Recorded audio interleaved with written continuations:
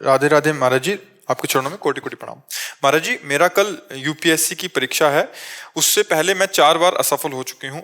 इससे मेरा मनोबल बहुत टूट चुका है और प्रभु के नाम से भी शांति अभी मन को नहीं मिल रही वैसी। कृपया मार्गदर्शन करें ताकि मेरा मन इन जीवन के उतार चढ़ाव में स्थिर रहे और प्रभु में हमेशा देखो साथ देखो बने बच्चा, रहे। जब सांसारिक उन्नति की चाह होती, कामना होती, तो कामना का मूल ही होता है अशांति। और अशांतस्य कुतः सुखम, जो अशांत है वो सुख कहाँ अनुभव करेगा। अब जितनी कामनाएं हैं वो सब भय और अशांति देने वाली। मैं इस परीक्षा में पास हो जाऊं, ना पास होंगे तो क्या होगा, इतनी बार फेल हो गई, फिर फेल हो गई तो मेरा तो जीवन बर्बाद हो जाएगा। कितनी चिंताएं, कितना शोक, कितना भय हमारे अंदर जागृत हो जाता है जब हम सांसारिक कामनाओं से युक्त हो जाते हैं। अब सांसारिक कामनाओं की पूर्णता के लिए जो हमें अनुष्ठान, जो पवित्रता, जो धर्म चाहिए वो तो है नहीं। अब आजकल ऐसी अपवित्रताएं चली हैं कि ब्रह्मचर्य की रक्षा करना, धर्म की रक्षा करना, आहार पवित्र होना, विचार पवित्र होना, ये तो सब है नहीं। अब कामनाओं की पूर्ति करने के लिए जो हमको अनुष्ठान चाहिए, जो पवित्रता चाहिए, जो चरित्र पावन, विचार पावन और भगवद स्मरण, वो है नहीं। तो अशुभ कर्म तो बहुत हुए हैं और अशुभ का नाश करने वाला भागवतिक कर्म है नहीं। तो अब हमारी पढ़ाई होने पर भी, हमारा प्रयास होने पर भी हमारी उन्नति नहीं हो रही है। उसके लिए किसी टोना टुटका, जंतुर मंतुर का अलावा इनकी जरूरत नहीं है। जरूरत है भगवान का स्मरण करने की, आचरण की पवित्रता की। अगर हमारे आचरण, चरित्र पवित्र है और भगवत स्मृति परायण है, कौन सी ऐसी पढ़ाई है जो हमारी स्मृति को गिरा सके। अगर हमारी स्मृति बलवान है तो हर जगह हम निकलते चले जाएंगे। आज हमारा जो नया समुदाय बच्चों का है, स्मृति विहीन हो रहा है। बहुत बुद्धि है, स्मृति नहीं है, विवेक नहीं है, क्योंकि चरित्रहीन हो रहे हैं। चरित्रहीनता की होड़ लगी हुई है, चरित्रहीनता की। एक बच्चा 4-4, 5-5 गर्लफ्रेंड, एक बच्ची 4-4 बच्चों से ब्रेकअप करके नया गर्लफ्रेंड, बॉयफ्रेंड, ये सब क्या है? क्या है? चरित्रहीनता, ब्रह्मचर्यहीनता, चरित्रहीनता, अपवित्र विचार, अपवित्र चिंतन और उन्नति संसार की या पारलौकिक, ये शुभ से होती है।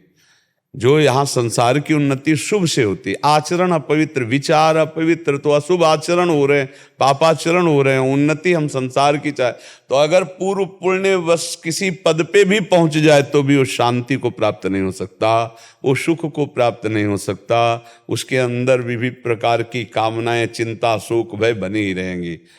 पास होना या न पास होना कोई खास बात नहीं। खास बात है हमारा हृदय शांत हो, धर्म से युक्त हो और कर्तव्य परायणता हमारी पूरी हो। आपका प्रयास पूरा है। जब हमारी बुद्धि भक्ति में लगती है तो हमें फल में समान भाव प्रदान करती है।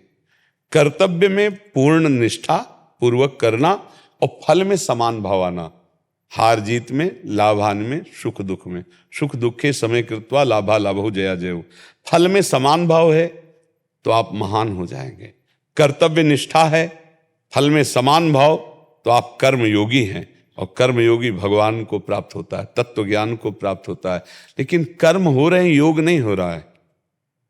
चरित्रहीनता, विचारों में अपवित्रता, भगवान नाम जप ना होना, मंत्रानुष्ठान बल ना होना, तो उन्नति किसके बल से चाहा जाता है?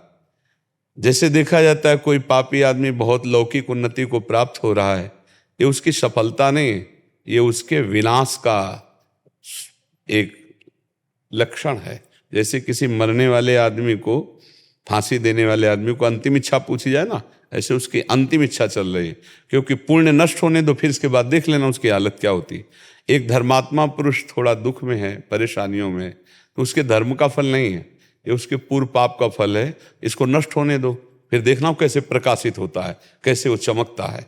इसलिए हमें चाहिए कि हम कुछ नाम अनुष्ठान करें, चरित्र पावन रखें, विचार पवित्र रखें और परिणाम में समान भाव रखें। अगर परिणाम में समान भाव की ये आपको युक्ति नहीं आई तो बहुत हानि हो जाती है। जैसे बच्चे फेल हो जाते हैं, अब घर के लोग भी डांट लगाए, बाहर के मित्र उनके पास हो गए, अब वो देखकर उपहास करते हैं, तो ऐसे नादान बच्चे फिर अपने शरीर को नष्ट करने की सोच लेते हैं। ऐसे ही किसान, उसकी फसल नष्ट हो गई, वो फल में समान भाव न रखने के कारण फिर वो ऐसे ही कहीं भी पराजय में, कहीं भी हानि में वो ऐसे बातें आने लगती। मुझे लगता है कि इस तरह की भारी भयानक अपराध जनित घटनाओं से बचने के लिए अध्यात्म को जरूर स्वीकार करना चाहिए। हमें सत्संग सुनना चाहिए। चरित्र बहुत पावन, तभी आपका जीवन पवित्र रहेगा। हम इस बात पर बहुत दुखी होते हैं जो लोग ब्रह्मचर्य का व्यर्थ में नाश करते हैं। बिना गृहस्थ में गए पाणी ग्रहण संस्कार किए जो ब्रह्मचर्य का नाश हो रहा है, महापाप है। ये स्मृति का नाश करके शरीर को जर्जर करके किसी योग्य नहीं रखता।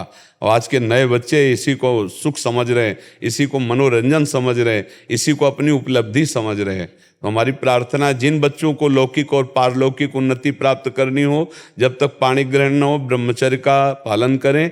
पाणी ग्रहण हो जाने पर भी अपने चरित्र को पावन रखें और भगवत अनुष्ठान करें। नाम का, मंत्रों का और बहुत से ऐसे पाठ हैं जिनके अनुष्ठान से अशुभ का नाश होता है और शुभ, जो भजन शुभ है, वो हमारा लोक और परलोक सब मंगल कर देता है। सच्ची मानिए, जगत में और परलोक में उसी की उन्नति होती है जो भगवान का नाम जप करता है, जो भगवान के गुणों का गायन करता है। इह परलोक सकल सुख पावत मेरी सो भैया कृष्ण गुण संचु, हरिवंश महाप्रभु कहते हैं। यदि कृष्ण के गुणों का गायन करोगे, नाम जप करोगे, तो इस लोक में और परलोक में सदैव सुखी रहोगे। अगर फेल हो गए हो तो भगवान और मार्ग दिए, पता नहीं कौन सा मंगल विधान किए भगवान, आपको क्या बनाना चाहते हैं। आप निश्चिंत रहिए, उदास मत होइए। एक जगह से फेल हो जाओगे तो कहीं ना कहीं ऐसी जगह पास कर देंगे जहां से फेल हुए उससे अच्छा आपको पास कर देंगे। विश्वास रखो। हमें उस समय घबराने की जरूरत नहीं, उस समय अपने मन को हमें बलवान बनाने की जरूरत है।